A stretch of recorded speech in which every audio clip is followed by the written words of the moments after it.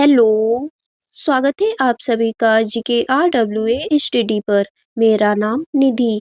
आज के वीडियो में हम डिस्कस करने वाले हैं हिंदी के टॉप 30 ऐसे क्वेश्चन आंसर जो कि सभी परीक्षाओं के लिए महत्वपूर्ण रहेंगे।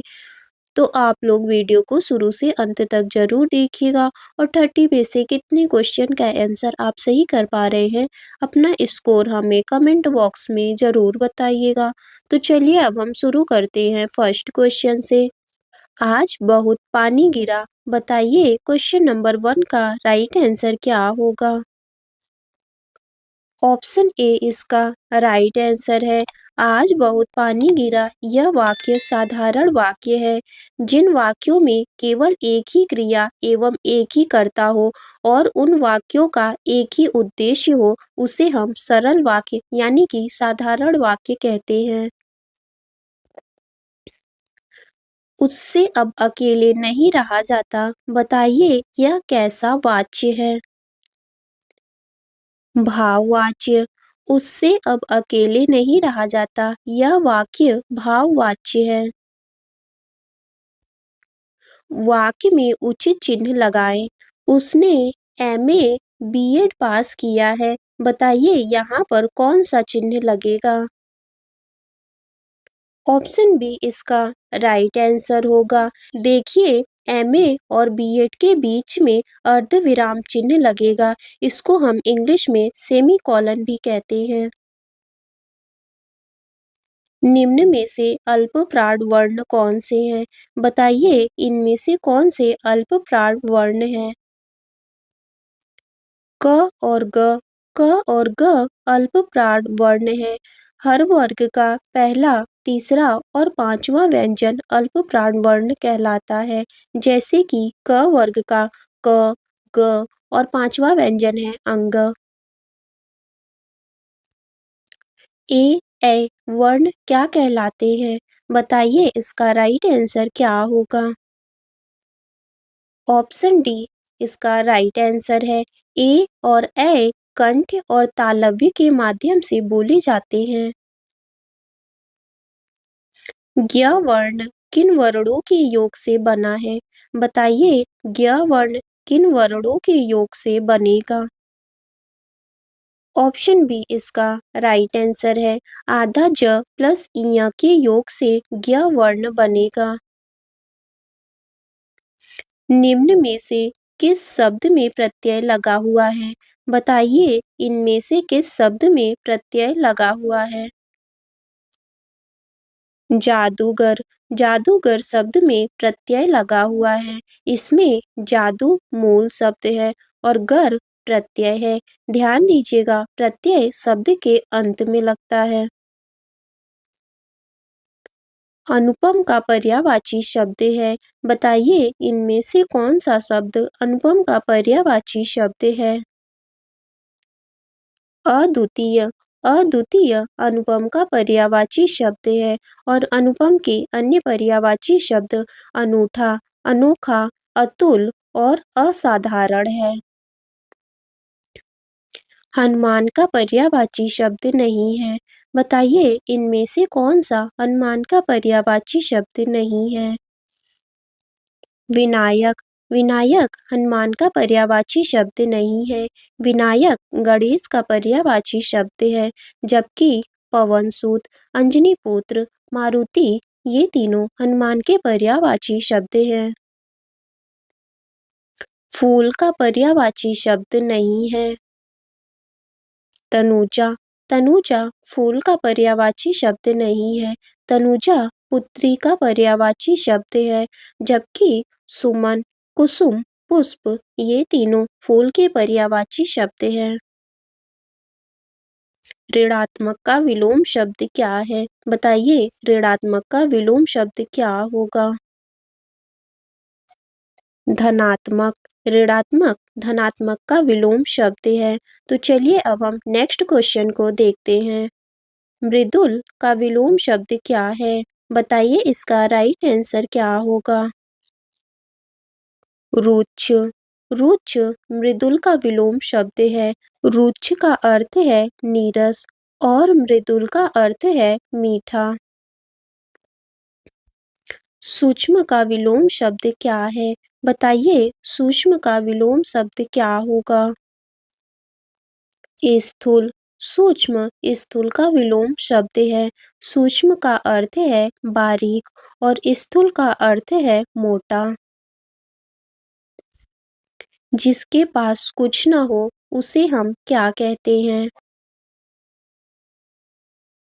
अकिंचन। जिसके पास कुछ न हो इसके लिए एक शब्द होगा अकिंचन। थोड़ा जानने वाला। बताइए, थोड़ा जानने वाला इसके लिए एक शब्द क्या होगा? अल्पज्ञ। थोड़ा जानने वाला इसके लिए एक शब्द है अल्पज्ञ। जिस तर्क का कोई जवाब न हो उसे हम क्या कहते हैं? अकाट्य। जिस तर्क का कोई जवाब न हो उसे हम अकाट्य कहते हैं। तो ध्यान दीजिएगा, ऑप्शन डी इसका राइट आंसर होगा। निम्नलिखित में से वाक्य के शुद्ध रूप का चयन कीजिए। बताइए, इनमें से कौन सा वाक्य शुद्ध है? ऑप्शन बी इसका राइट आंसर होगा। बैल और बकरी घास चरते हैं, यह वाक्य शुद्ध वाक्य है।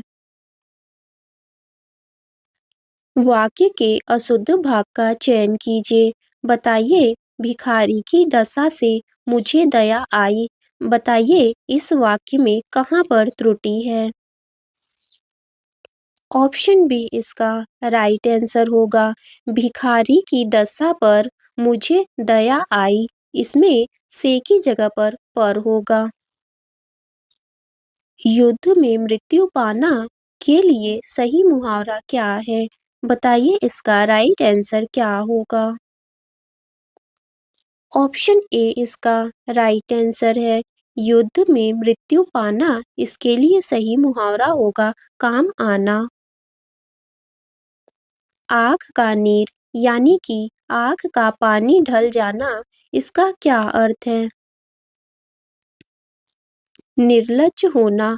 आग का पानी ढल जाना इसका अर्थ है निर्लज्ज हो जाना। छक्के छुड़ाना का क्या अर्थ है? बताइए, छक्के छुड़ाना इसका क्या अर्थ है? हराना। छक्के छुड़ाना इसका अर्थ है हराना। शब्द का अर्थ बोध कराने वाली शक्ति को क्या कहते हैं? बताइए, क्वेश्चन नंबर 22 का राइट आंसर क्या होगा? ऑप्शन ए इसका राइट आंसर है। शब्द का अर्थ बोध कराने वाली शक्ति को शब्द शक्ति कहते हैं। शब्द शक्ति के मूलतः कितने भेद माने गए हैं?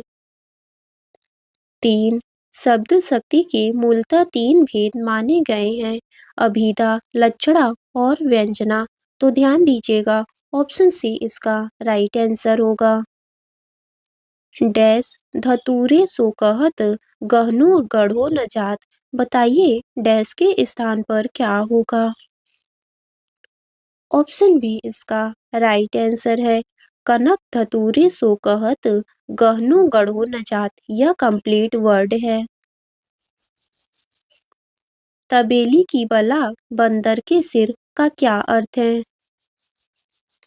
ऑप्शन सी इसका राइट आंसर होगा। तबेली की बला बंदर के सिर, इसका अर्थ है किसी का अपराध दूसरे के सिर डालना। डैश को उग्र कहते हैं। बताइए, डैश के स्थान पर क्या होगा? ऑप्शन बी इसका राइट आंसर है। पांडे बेचन शर्मा को उग्र कहते हैं। राग दरबारी उपन्यास के रचयिता कौन है? बताइए, इसका राइट आंसर क्या होगा? ऑप्शन बी इसका राइट आंसर है। राग दरबारी विख्यात हिंदी साहित्यकार श्री लाल शुक्ल की प्रसिद्ध व्यंग्यात्मक रचना है। पूस की रात कहानी के रचनाकार कौन है? बताइए, पूस की रात किसकी कहानी है? ऑप्शन ए इसका राइट आंसर है। मुंशी प्रेमचंद्र की कहानी है पूस की रात। वीरों का कैसा हो वसंत कविता के रचनाकार कौन है? सुभद्रा कुमारी चौहान। सुभद्रा कुमारी चौहान की कविता है वीरों का कैसा हो वसंत। निम्नलिखित में कौन सा शब्द अलंकार नहीं है? बताइए इनमें से कौन सा शब्द अलंकार नहीं है? उपमा। उपमा शब्द अलंकार नहीं है, उपमा अर्थ अलंकार है। सर्वनाम के कितने प्रकार हैं? यह आपका टेस्ट क्वेश्चन होगा। इसका आंसर आपको कमेंट बॉक्स में ज़रूर बताना है। तो आज की वीडियो आपकी यहीं तक थी। वीडियो अच्छी लगी हो तो लाइक करें, शेयर करें। अगर आप चैनल पे नए हैं तो चैनल को ज़रूर सब्सक्राइब करें।